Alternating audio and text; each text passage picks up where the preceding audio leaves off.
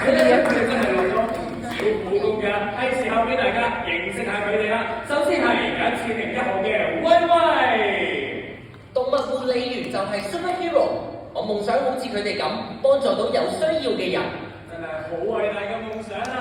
跟住落嚟就輪到最中意搞搞震又坐唔定嘅200號小紅介紹自己啦。有冇嘢要我整啊？有冇人要俾我整啊？哎呀，仲諗住整蠱我？跟住落嚟就輪到連編號都填寫嘅520號寶寶啦。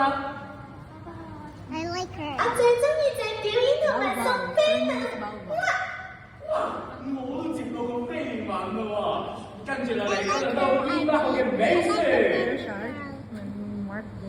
안녕하세요。